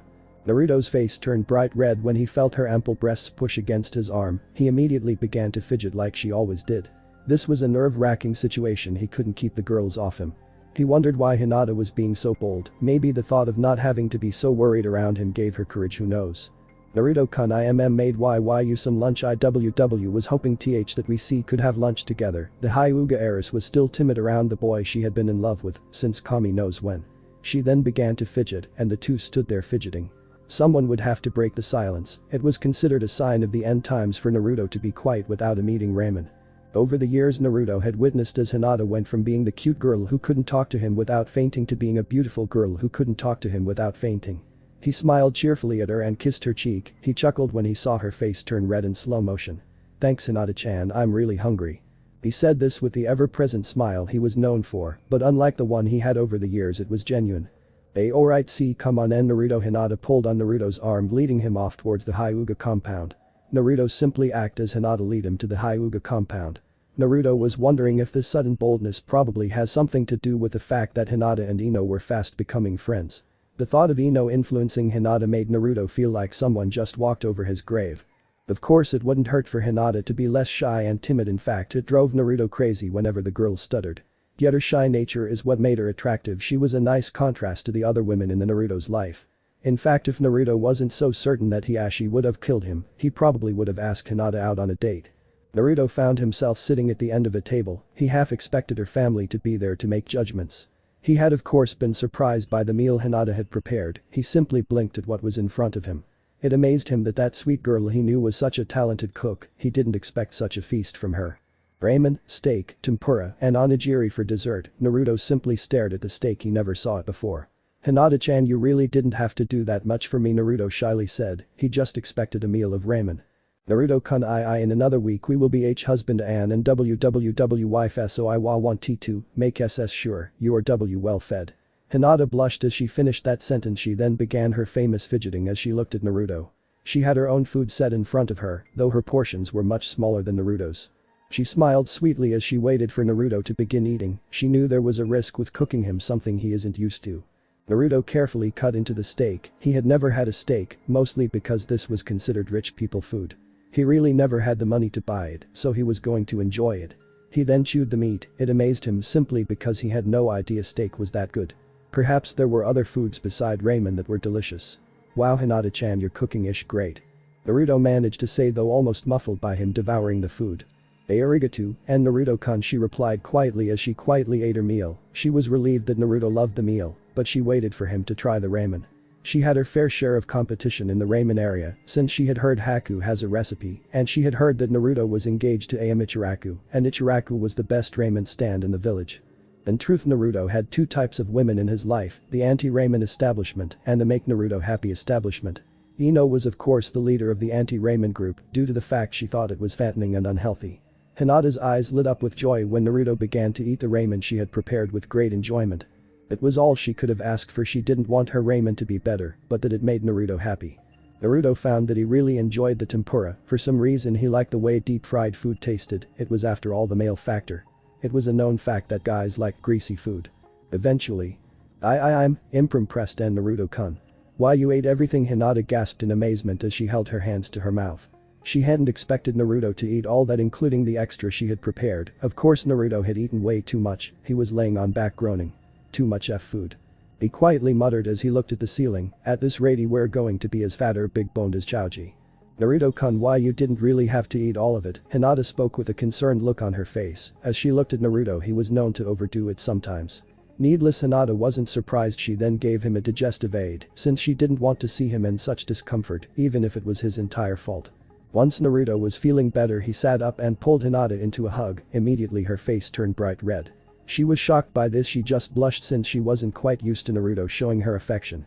ILLL love YYUN na Naruto-kun, she finally managed to say it, though she felt like fainting when she finished the sentence. I know, Hinata-chan, I somehow always knew, but you always fainted when I tried to talk to you. Naruto softly replied, as he held the ever-shy girl close. He felt her jump in shock and expected it. He had come to know her mannerisms. Don't be so jumpy, Hinata-chan. Hi, and Naruto-kun, the wide-eyed Hinata meekly replied to her fiancé. She looked up into his vibrant blue eyes timidly. Her heart felt like it was beating 1,000 times a minute. She would probably always stutter, it's what made her unique, but hopefully she would get over the habit of fainting all the time. I will try to stop fainting all the time, and Naruto-kun. Thanks, it's kind of hard to talk to you when you faint all the time, Naruto cheerfully said with a grin on his face. He then kissed her ever so lightly and stopped there since he expected her to freeze when he kissed her. The pale princess was turning the most interesting shade of red from the attention she was receiving from her first and only crush. Across town. Now which puppy will Naruto-kun just melt over? Hana Inuzuka was examining puppies from a litter of puppies. She was planning to win the boy over with a puppy. Guys usually do that with girls, so who says a girl can't do the same? She then spotted a tan and black colored puppy and smiled. You seriously think you have a chance? I don't see why all you girls are crazy about him. Kiba muttered quietly. He was glad he finally had a reprieve from Bridezilla attacks, at least until Hyuga Bridezilla struck. Then again, Hinata is normally quiet. She couldn't be as horrible as Ino was. Or could she? Shut up, Kiba. You're just jealous because Hinata never saw you that way. Hana smirked as she picked up the puppy, which was probably the most adorable one of the litter. Kiba simply glared. He didn't like admitting he lost to Naruto, even if the two had become friends. It drove him crazy that Naruto had turned out to be such a pimp. But maybe Kiba could score some of the overflow girls. It couldn't hurt to ask Naruto to send a few Kibas where I'd. Now if you will excuse me, I have to go track Naruto down. Hana then abruptly left with the small puppy in her arms. Kiba's eye twitched as he fell into a chair. This was beyond crazy. It was just like the days of the academy almost, except Naruto had become God's gift to women. Needless to say, Kiba was quite jealous. The plotting continues. Naruto had been leaving Hyuga compound when it happened. He felt a cold chill run down his spine. He felt killing intent. No, it was more frightening than that girlfriend intent. The very thing Naruto justly feared, the unwanted attention of girls. He slowly turned to look at who was behind him, and he petrifies, long dark hair, with a girly ribbon. It was Kin. Naruto-kun. The dark-haired girl called out as she latched onto Naruto's arm. He only grumbled since he needed at least 10 minutes alone from the women. Is that so much to ask? A little time to be alone and think. Not that it was so bad getting affection from Kin, she was quite the looker, and she always was. Yes, Kin-chan. Naruto sighed softly. He was exhausted from everything today. He needed a nap. Before he could start to complain, he was being pulled away by the dark-haired girl. He groaned in exasperation. Relax, I'm just taking you somewhere so you can rest for a moment before Bridezilla gets a hold of you again, Kin calmly explained as she led Naruto off to someplace the army of girls would never think to look for Naruto, her apartment. Unlike some of the women, Kin was a bit more patient. After all, Naruto was someone she had her eye on for a while. So tired, so very tired, Naruto mumbled quietly. It was mostly his fault anyway, considering who he had been doing lately. Kin had helped him into her apartment and helped him lay down on the couch. She could only imagine how exhausted the normally energetic Naruto was. Naruto's head was resting in Kin's lap, not like he could complain. All he knew was Kin was going to allow him to rest. When I first met you, I just thought you were a noisy, obnoxious, hyperactive runt. The dark-haired beauty began as she stroked Naruto's head affectionately, trying to get him relaxed so he could sleep. But when you dragged me out of that hospital room and hid me in your old apartment, at first I was upset, but when it turned out you saved me. I know.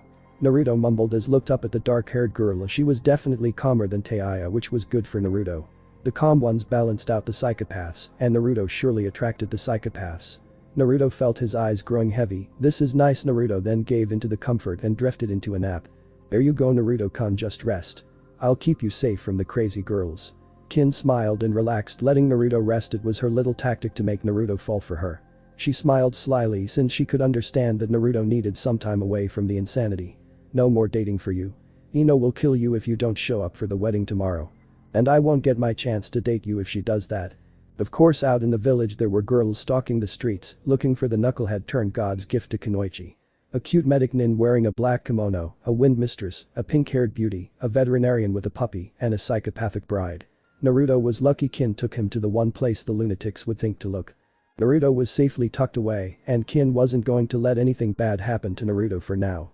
Kin was a bit selfish like that, but what did you expect? Naruto was the most desired man in the village. It came with the territory, and Naruto couldn't do anything to stop it until he said no more, and he was a glutton for pain.